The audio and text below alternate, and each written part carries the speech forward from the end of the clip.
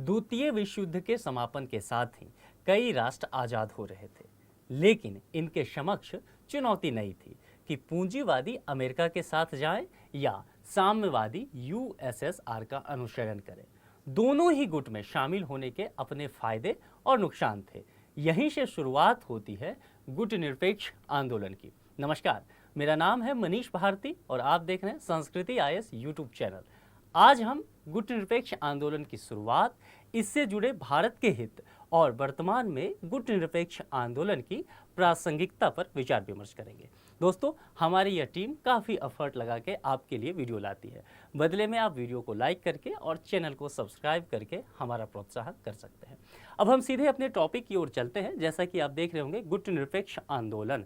तो गुट निरपेक्ष का शाब्दिक अर्थ में यदि आपको बताऊं तो इसका मतलब हुआ कि किसी भी गुट में शामिल नहीं होना, यानी कि जितने भी स्थापित गुट हैं, 1, 2, 3, 4 जितने भी हों, ठीक है, तो उन सभी गुटों से खुद को बाहर रखना, तटस्थ रखना, ये इसका शाब्दिक अर्थ हुआ गुट निरपेक्ष का। यही एक आंदोलन शुरुआत हुई गुट निरपेक्ष आंदोलन की, और यह शीत युद्ध जब शुरू हुआ था अमेरिका और रसिया के बीच, तब से इसकी शुरुआत मानी जाती है। इसी टॉपिक पर हम डिटेल से बात करेंगे कि कैसे यह चर्चा में आया, और फिलहाल हम ये जान लेते हैं कि गुट निरपेक्ष आंदोलन, अब देखिए कई दशक पहले की बात है, तब से इसकी शुरुआत हुई थी, लेकिन हाल फिलहाल में यह चर्चा में क्यों आ गया है, आज हम इसकी बात क्यों कर रहे हैं। आप जानते हैं कि गणतंत्र दिवस के अवसर पर हर साल हमारे यहाँ भारत में कोई ना कोई देश के जो राष्ट्राध्यक्ष होते हैं या किसी संगठन के अध्यक्ष होते हैं, वह चीफ गेस्ट बन के आते हैं। ठीक है, इस बार के जो गणतंत्र दिवस में हमारे चीफ गेस्ट थे भारत के, वह थे मिस्र अरब गणराज्य के राष्ट्रपति अब्देल फतह अल सीसी। यह अपने 3 दिवसीय दौरे पर भारत में थे, यानी कि 24 तारीख से लेकर 26 जनवरी तक, और 26 जनवरी को ये चीफ गेस्ट भी थे। ठीक है, तो यह यहाँ जब भारत में आए तब फिर से एक बार चर्चा शुरू हो गई। अब मिस्र का अगर भौगोलिक स्थिति आप जानेंगे तो मिस्र जो है अफ्रीका और एशिया के दरवाजे पर खड़ा है। तब इसकी चर्चा दोबारा से वैश्विक स्तर पर शुरू हो गई कि क्या भारत दोबारा से गुट निरपेक्षता की ओर पहल कर रहा है, क्या भारत गुट निरपेक्ष आंदोलन को फिर से तेजी से बढ़ाना चाह रहा है। भारत वैसे भी गुट निरपेक्ष आंदोलन का लीडर रहा है, तो फिर से यह चर्चा इस तरह से शुरू हो गया कि क्या भारत गुट निरपेक्षता को लेकर के फिर से मुखर हो गया है, वह इसे फिर से जीवंत करना चाह रहा है। इसी परिप्रेक्ष्य में आज हम अपनी पूरी डिबेट को आगे बढ़ाएंगे। सबसे पहले समझ लेते हैं कि गुट निरपेक्ष आंदोलन है क्या, इसकी शुरुआत कहाँ से हुई। देखिए, जब नव राष्ट्र जो थे आज़ाद हो रहे थे, ठीक है, द्वितीय विश्व युद्ध का समय था, द्वितीय विश्व युद्ध का समापन होता है, और वहाँ से अमेरिका एक शक्तिशाली राष्ट्र बन के उभर के सामने आता है, महाशक्ति बन के सामने आता है, और अमेरिका और यूएसएसआर, सोवियत संघ रूस, उस दोनों के बीच शीत युद्ध शुरू हो जाता है वहाँ से। ठीक है, 2 महाशक्ति बन गई, 2 गुट बन गई। अब नए राष्ट्र उस समय आज़ाद हो रहे हैं, भारत सहित अफ्रीका के बहुत सारे राष्ट्र भी आज़ाद हो रहे हैं। अब इन राष्ट्रों के पास एक विकल्प था कि भाई आप या तो अमेरिका के साथ चले जाएं, उसका पिछलग्गू बन जाए, या फिर आप रशिया का अनुसरण करें। अब यहाँ जो दोनों गुट बने हुए थे, अमेरिका और रशिया, यह विचारधारा के आधार पे था। विचारधारा के आधार का मतलब क्या हुआ, रशिया जो है साम्यवाद की बात करता है, समाजवाद की बात करता है, समानता की बात करता है, अधिक से अधिक संसाधनों पर सरकार का नियंत्रण था। वहीं अगर अमेरिका की बात करें तो वह पूंजीवाद की बात करता है, यानी कि मार्केट को वह अपना सब कुछ मानता है, सरकार का नियंत्रण जो है कम है बाजार पे। तो क्या हुआ कि अधिकांशतः राज्य कुछ अमेरिका के साथ जाने लगे, कुछ राष्ट्र जो समाजवाद को मानते थे वह रशिया के साथ जाने लगे। अब यहाँ समस्या उत्पन्न हो गई नए राष्ट्र जो आज़ाद हो रहे थे उनके साथ, कि वह किसका अनुसरण करे। डर ये था कि किसी एक के पीछे जाएंगे तो दूसरे के दोस्ती करने से वंचित रह जाएंगे। अब नया नया राष्ट्र आज़ाद हो रहा है, बहुत सारी ज़रूरतें नए राष्ट्र की होती है, तो फिर यदि कोई रसिया के साथ जाता है तो नए टेक्नोलॉजी वगैरह जो है अमेरिका के पास है, तो संभव है अमेरिका उनको मदद ना करे। कोई अमेरिका के साथ जाता है तो संभव है रसिया उसकी मदद ना करे, इसमें उस राष्ट्र की क्षति होनी तय थी। तो यह पूरा एक जो है बैकग्राउंड था, और यहीं से फिर शुरुआत हो जाती है कि गुट निरपेक्ष आंदोलन की। बात की गई कि फिर ऐसा क्यों ना हो कि ये जो राष्ट्र हैं ये किसी के भी पीछे ना जाए, ना अमेरिका के पीछे और ना ही रसिया के पीछे, यह उससे अलग रहे। और उसी दौरान क्या हुआ कि ऐसे राष्ट्र को तीसरी दुनिया कहा जाने लगा। इसमें वो सारे राष्ट्र थे, एक तो तीसरी दुनिया का मतलब समझ लीजिए कि वैसे राष्ट्र जो विकासशील थे, अल्प विकसित थे, जो विकसित राष्ट्र नहीं थे। दूसरा, ऐसे राष्ट्र जो थे कि पहली दुनिया यानी कि अमेरिका, दूसरी दुनिया यानी कि यूएसएसआर, उसके अलावा जो तीसरी दुनिया थे जिसमें अफ्रीका के बहुत सारे देश थे, एशिया का, लैटिन अमेरिका का, तो ऐसे देशों को क्या कहा जाने लगा, तीसरी दुनिया। और तीसरी दुनिया के बाद जब चर्चा आगे बढ़ी, गुटनिरपेक्षता की बात आगे बढ़ी, तो पहली बार यह चर्चा में वर्ष 1955 में आया। ठीक है, इंडोनेशिया में एक सम्मेलन हुआ था, सम्मेलन एशिया अफ्रीका बाडुंग सम्मेलन हुआ था, वहां यह जो है चर्चा में पहली बार आया था। अब इसको समझ लीजिए, इसका प्रथम शिखर सम्मेलन जो हुआ था गुटनिरपेक्ष आंदोलन का, शिखर सम्मेलन का क्या मतलब हुआ कि किसी भी राष्ट्र के जो प्रमुख होते हैं, सर्वोच्च पदाधिकारी होते हैं किसी भी राष्ट्र के, उन सबों के बीच सम्मेलन होता है। ठीक है, तो उसको शिखर सम्मेलन बोलते हैं। तो वैसे राष्ट्र जो गुटनिरपेक्ष आंदोलन में शामिल थे, उनका प्रथम शिखर सम्मेलन जो हुआ था सितंबर के महीने में 1961 में, और वो कहाँ हुआ था, यूगोस्लाविया के बेलग्रेड शहर में। ठीक है, तो वहां से इसकी बात शुरू हुई और अप्रैल 2018 तक, यहां ध्यान देना है कि गुटनिरपेक्ष देशों की संख्या 120 तक पहुंच गई थी, जो अपने आप में ही एक बड़ा आंकड़ा है। अब देखिए इसमें क्या है, अफ्रीका के 53 देश हैं। अगर आप इस मैप पे नजर डालेंगे तो यह जो ब्लू कलर दिख रहा है, ये देखिए अफ्रीका का है। अब इसमें आप देखेंगे अफ्रीका के लगभग सभी राष्ट्र, सभी देश गुटनिरपेक्ष आंदोलन में शामिल हैं। अगर आप भारत को यहाँ देखेंगे तो भारत भी रहा था, और भारत इसका नेतृत्व करता रहा है। ठीक है, उस पर हम डिटेल से चर्चा कर लेंगे। और 39 देश जो हैं एशिया के सदस्य गुटनिरपेक्ष में रहे। गल्फ कंट्री को देखेंगे, मिडिल ईस्ट देखेंगे, आप इंडिया देखेंगे, या आसियान कंट्री के 13 देश अगर आप यहाँ देखें, ये सभी क्या जो है गुटनिरपेक्ष के राष्ट्र शामिल रहे। अगर आप कैरेबियाई कंट्री को देखेंगे तो वह भी गुटनिरपेक्ष के में शामिल रहे हैं। लैटिन अमेरिका और कैरेबियाई के 26 देश रहे हैं, लैटिन अमेरिका के ये देश शामिल रहे हैं। ठीक है, बेलारूस और अजरबैजान भी इसका सदस्य रहा है। यहाँ देखने की बात है कि 17 देश जो है पर्यवेक्षक के रूप में गुटनिरपेक्ष का सदस्य है, पर्यवेक्षक है। ठीक है, अब इसके कुछ सिद्धांत हैं, उस पर चलते हैं कि गुटनिरपेक्ष आंदोलन की शुरुआत हुई, इसमें सभी देश शामिल हुए, इन्होंने क्या सोचा, इनका क्या सिद्धांत है, किस तरह से यह इस चीज़ को आगे बढ़ाएं, उसे समझ लेते हैं। देखिए, भारत के जो प्रथम प्रधानमंत्री रहे हैं पंडित जवाहरलाल नेहरू, वह इसके प्रणेता रहे हैं। पंडित नेहरू हमेशा से इस बात को लेकर के वैश्विक राजनीति में मुखर रहे हैं, एक ऐसे विश्व स्तर के नेता की उनकी छवि रही थी जो किसी भी गुट में शामिल होना नहीं चाह रहे थे। पंडित नेहरू की एक परिकल्पना थी कि भारत न ही अमेरिका के पीछे जाएगा, न ही रसिया के पीछे जाएगा, वह उसकी एक स्वतंत्र विचार होगा, स्वतंत्र सिद्धांत होगा, और उसी को उन्होंने गुटनिरपेक्षता के लिए लागू किया। देखिए, पंडित नेहरू हैं, बाकी जो उस वक्त के वैश्विक नेता हैं उनके साथ उन्होंने इसकी शुरुआत की थी। तो भारत इसका एक संस्थापक देश भी रहा था, पंडित नेहरू इसके अग्रणी नेता में से रहे थे। अब इसके कुछ सिद्धांत अब बनाए गए, और सिद्धांत में क्या था कि संयुक्त राष्ट्र का जो चार्टर है, उस चार्टर और अंतर्राष्ट्रीय कानून जो हैं अंतर्राष्ट्रीय स्तर पर उसका पालन किया जाए। क्योंकि देखा जा रहा था कि प्रथम विश्व युद्ध और द्वितीय विश्व युद्ध को देखते हुए, मद्देनजर देखते हुए यह समझ में आ गया था कि सभी राष्ट्र एक दूसरे का सम्मान नहीं कर रहे हैं, किसी तरह का अंतर्राष्ट्रीय कानून को मानने की बात थी नहीं। तो उस वक्त यह इस बात पर जोर दिया गया कि सभी राष्ट्र जो है इंटरनेशनल लेवल पे जो लॉ है उसका सम्मान करें, उसका पालन करे। तो यह बात गुटनिरपेक्ष आंदोलन में भी शामिल कर लिया गया। और दूसरी बात कि आप जानते होंगे कि सेकेंड वर्ल्ड वार में और उससे पहले भी साम्राज्यवाद का जब दौर था तो राष्ट्र एक दूसरे के संप्रभुता का ख्याल नहीं रखते थे, एक दूसरे की बाउंड्री का सम्मान नहीं कर रहे थे। तो इसमें बात की गई कि संप्रभुता का ख्याल रखें, उसका सम्मान करें, और क्षेत्रीय अखंडता का भी सम्मान करें, एक दूसरे राष्ट्र जो है एक दूसरे का। ठीक है, संयुक्त राष्ट्र के चार्टर के अनुसार सभी अंतर्राष्ट्रीय संघर्षों का शांतिपूर्ण समाधान ढूंढा जाए। ये जितने भी देश थे गुटनिरपेक्ष आंदोलन में शामिल, इन्होंने कहा कि हम नए नए आज़ाद राष्ट्र हैं, यदि यहाँ से हम युद्ध करते हैं, यहाँ से हमारे बीच मतभेद शुरू होता है, तो शुरुआत में ही अपने जो नई संवैधानिक व्यवस्था किसी राष्ट्र की बनी है तो वह शुरुआत में ही कमज़ोर हो जाएगी। इसके लिए बहुत आवश्यक है कि जो मतभेद हमारे बीच उत्पन्न हो उससे हम मिल बैठ करके बातें करें और उसका समाधान ढूंढें। ठीक है, देश और लोगों की राजनीतिक, आर्थिक, सामाजिक और सांस्कृतिक, ठीक है, इसका सम्मान करें, एक दूसरे का जो है रिस्पेक्ट करें इन चीज़ों को लेकर के। और संयुक्त राष्ट्र चार्टर के अनुसार व्यक्तिगत या सामूहिक आत्मरक्षा के निहित अधिकार का भी सम्मान करना है। यानी कि देखिए, हम पहले किसी पर वार नहीं करेंगे, लेकिन यदि हम पर कोई वार करता है तो आत्मरक्षा के लिए आपको कदम उठाने ही होंगे, इसकी भी बात की गई।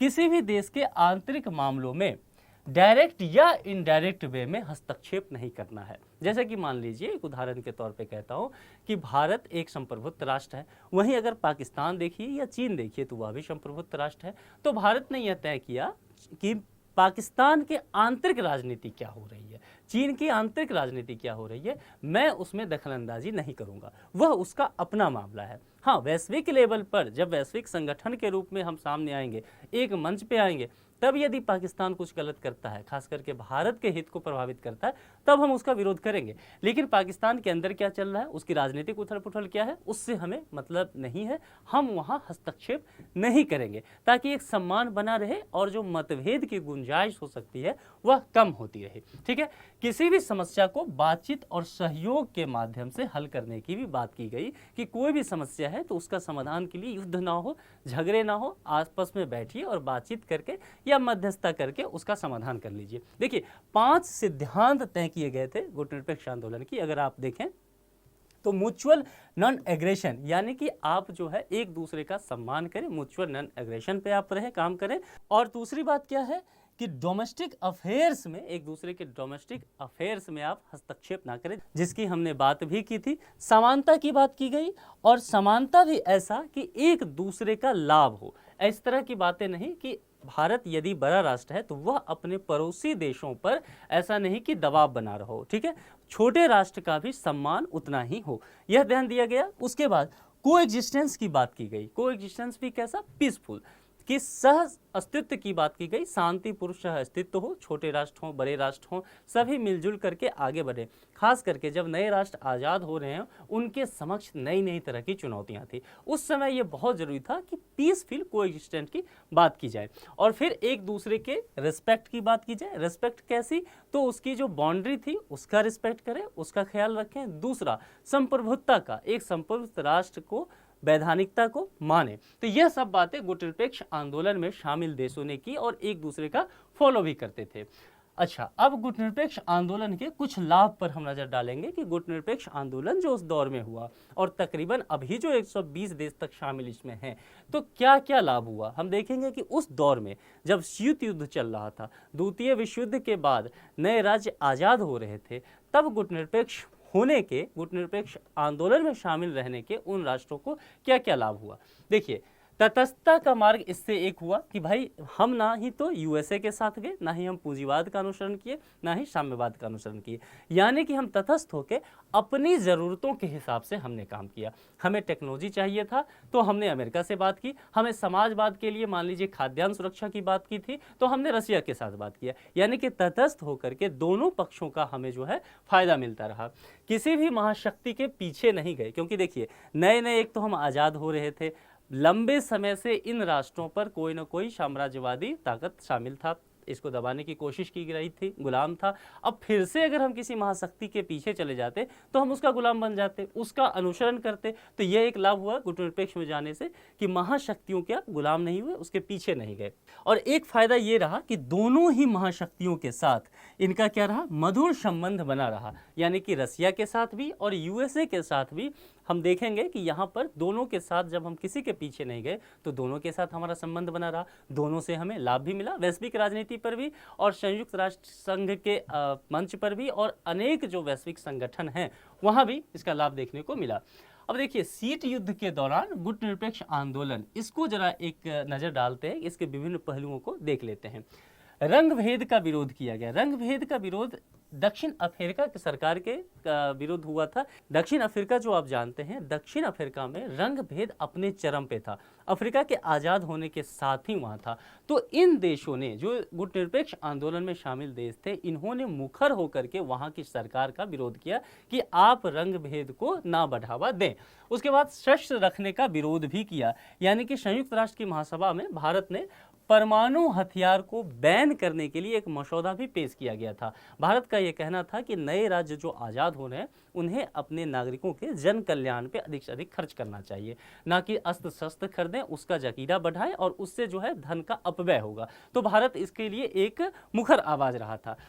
और संयुक्त राष्ट्र सुरक्षा परिषद यानी कि यूनाइटेड नेशन सिक्योरिटी काउंसिल में भारत सहित जो ये गुटनिरपेक्ष राष्ट्र हैं, इनका कहना है कि आपके इसके व्यवस्था में सुधार कीजिए। आप जान रहे होंगे कि जो यूनाइटेड नेशन सिक्योरिटी काउंसिल है इसमें 5 अस्थायी सदस्य हैं, 10 अस्थायी हैं। तो भारत का लगातार इस बात पर जोर रहा है कि आप इसकी संख्या बढ़ाएं, 5 सदस्य जो अस्थायी हैं उसको बढ़ाएं। और इसमें जो ज़्यादातर राष्ट्र जो हैं यूरोप और अमेरिका है शामिल। तो भारत का कहना है कि आप एशियाई देशों को इसमें शामिल करें, अफ्रीकी देशों को शामिल करें, लैटिन अमेरिका के देशों को शामिल करें। इससे क्या होगा कि अलग अलग देशों का पक्ष वहां पर जा पहुंचेगा। तो यह एक गुटनिरपेक्ष आंदोलन का होने का एक फायदा भी हुआ। अब जरा इसको भारत के परिप्रेक्ष्य में देख लेते हैं, गुटनिरपेक्ष आंदोलन भारत के हित में कितना रहा इसको समझ लेते हैं। देखिए, जैसा कि मैंने पहले ही कहा कि भारत के प्रथम प्रधानमंत्री जो थे पंडित जवाहरलाल नेहरू, ये गुटनिरपेक्ष के प्रणेता थे, इसके संस्थापक सदस्य में रहे हैं। तो भारत जो है गुटनिरपेक्ष को आगे बढ़ाने वाला राष्ट्र में से रहा है। अब यहाँ एक बात समझने की है कि भारत इसका संस्थापक देश तो रहा था, लेकिन भारत का झुकाव जो था यूएसएसआर की ओर देखा गया। अब जब भारत का झुकाव यूएसएसआर की तरफ था तो बाकी देशों को भी यह शंका हुआ कि भारत इधर झुक रहा है, तो बाकी देश भी किसी न किसी पक्ष का साथ लेते चले गए। उसके बाद आप देखिए वर्ष 1991 में यहाँ से एक नई शुरुआत हुई। भारत का झुकाव यहाँ से अमेरिका की तरफ बनता गया। यहाँ जो वैश्वीकरण की बात हुई, निजीकरण की बात हो गई, ठीक है, उदारीकरण का दौर आया, तो भारत जो था अमेरिका की तरफ झुका। अब यहाँ से गुटनिरपेक्ष आंदोलन को एक झटका लगा। अन्य राष्ट्रों को यह लगा कि भारत जो इसका प्रणेता रहा है, भारत जो इसका लीडर रहा है, वही अब पहले तो यूएसएसआर की तरफ झुका, अब वो अमेरिका की तरफ झुक रहा है। तो बाकी राष्ट्र भी कहीं ना कहीं किनारा पकड़ते गए, कुछ तो यूएसएसआर के साथ चले गए या अभी का जो रसिया है, और कुछ अमेरिका के साथ पकड़ते चले गए। अब देखिए 2016 में एक घटना देखने को मिलता है कि 2016 में वेनेजुएला में एक सम्मेलन था, 17वें गुटनिरपेक्ष आंदोलन का शिखर सम्मेलन था। यानी कि इसमें जो है भारत के प्रधानमंत्री को जाना था, लेकिन भारत के प्रधानमंत्री इसमें शामिल नहीं होते हैं। और यहाँ एक बहुत बड़ा प्रश्न शामिल हुआ कि प्रधानमंत्री शिखर सम्मेलन में नहीं आ रहे हैं, गुटनिरपेक्ष का शिखर सम्मेलन है, नहीं शामिल हो रहे हैं, तो क्या भारत अब गुटनिरपेक्ष आंदोलन को महत्व नहीं दे रहा है? क्या भारत इसको छोड़ करके आगे बढ़ना चाह रहा है? यहाँ बाकी देशों के लिए भी एक शंका शुरू हो गया। दूसरी बात देखिए, भारत जो है खुद एक परमाणु शक्तिशाली देश है, भारत के पास खुद परमाणु हथियार है, और भारत कह रहा है कि आप अस्त्र शस्त्र ना रखिए विभिन्न देशों से। अब यहाँ थोड़ा प्रश्न शुरू हो जाता है, लाजमी हो जाता है बनना, कि आप खुद परमाणु संपन्न राष्ट्र हैं और बाकियों को कह रहे हैं आप हथियार नहीं रखिए, तो ऐसा कैसे चलेगा? तो इस तरह का प्रश्न भी बनता है। आज के दौर में गुटनिरपेक्ष आंदोलन की क्या प्रासंगिकता बच गई है? पहले एक तो समझिए कि उस दौर में क्या प्रासंगिकता थी और आज कितना रह गया है। देखिए, विश्व शांति में भूमिका के लिए ये जो गुटनिरपेक्ष आंदोलन है, इसमें शामिल देश हैं, इनका एक बड़ा योगदान रहा है। एक तो शीत युद्ध के दौर में ये राष्ट्र जो है यूएसएस और अमेरिका के साथ नहीं गए तो पिसने से बच गए, नहीं तो नए नए आज़ाद हुए थे, कहीं ना कहीं शामिल होते और फिर क्या होता कि स्थिति इनकी और ख़राब होती चली जाती। तो वहाँ एक तो शीत युद्ध के समय पे गुटनिरपेक्ष आंदोलन ने इन राष्ट्रों को बचाया। उसके बाद भी विश्व शांति के लिए इनकी महत्वपूर्ण भूमिका रही। विभिन्न जो झगड़े हुए, जो इनका जो एक कॉन्सेप्ट था कि मध्यस्थता करके मिल बैठ करके जो मुद्दे हैं उसको सुलझा लिया जाए, तो इनसे फ़ायदा हुआ। प्रादेशिक अखंडता और संपूर्णता की रक्षा भी हुई। यहाँ पर जो भी क्षेत्रीय संगठन कई बने, क्षेत्रीय मंच तैयार हुआ और वहाँ पर जो भी राष्ट्र थे वो अपनी अपनी बातें रखे और जो भी उनके बीच समस्या था उसका समाधान भी ढूंढने की कोशिश की गई। तीसरी दुनिया के देशों का रक्षक हुआ, यानी कि जैसे कि मैंने आपसे कहा, उदाहरण के तौर पे लेते हैं, सुरक्षा परिषद में ही यह बात की गई कि तीसरी दुनिया के जो देश हैं उनको शामिल कीजिए, उनको भी उतना ही महत्व दीजिए जितना कि आप अमेरिका या यूरोपियन देशों को देते हैं। तो उसकी मुखरता से बात शुरू हो गई। समान विश्व व्यवस्था पर भी बल दिया गया इन राष्ट्र के द्वारा जो भी गुटनिरपेक्ष में थे। इन्होंने कहा कि संपूर्ण विश्व को अपने राजनीतिक और वैचारिक मतभेद को दूर करके साथ मिलकर के काम करना होगा। यानी कि विश्व स्तर पर यदि आप चाहते हैं कि शांति हो, समृद्धि हो, अर्थव्यवस्था बढ़े, तो फिर आपको क्या करना पड़ेगा, विभिन्न राष्ट्रों के बीच जो राजनीतिक मतभेद हैं या फिर जो वैचारिक मतभेद हैं, जैसे कि साम्यवाद, पूंजीवाद का, इसको किनारे करके आपको साथ आना होगा, बात करनी होगी। और विकासशील देशों का हित तो इससे जुड़ा हुआ है ही, क्योंकि अधिकांशतः देश तो इसमें विकासशील देश शामिल ही रहे हैं, तो उनका जो एक मोटो है वह इससे परिभूत हुआ। अब चलिए इस पर एक प्रैक्टिस प्रश्न देख लेते हैं, और आज का जो प्रश्न है मेंस का है, 250 शब्दों में आपको इसका उत्तर देना है। गुट निरपेक्ष आंदोलन क्या है, सबसे पहले तो आपको इसे ही बताना है। इसके सिद्धांतों को स्पष्ट करते हुए बताएं कि क्या यह तीसरी दुनिया के देशों में अपनी प्रासंगिकता खो रहा है। आपको इसकी भी चर्चा करनी है, यानी कि सबसे पहले आपको यह आंदोलन के बारे में बात करना है, इसके सिद्धांत के बारे में बात करना, और फिर आ जाना है कि तीसरी दुनिया के जो देश हैं क्या इसके बीच यह अपनी प्रासंगिकता खो रहा है, क्या ये सही है या नहीं है। सभी पक्षों पर आपको 250 शब्द में लिख के कमेंट बॉक्स में इसका जवाब देना है। मैं उम्मीद करता हूं कि आज जितने भी टॉपिक पे मैंने चर्चा किया है, जितने भी पहलुओं को छुआ है, आपके पठन पाठन को समृद्ध करने में सहायक सिद्ध होगा। जल्द ही किसी नए टॉपिक के साथ आपसे जुड़ेंगे। अपना ख्याल रखिए। धन्यवाद।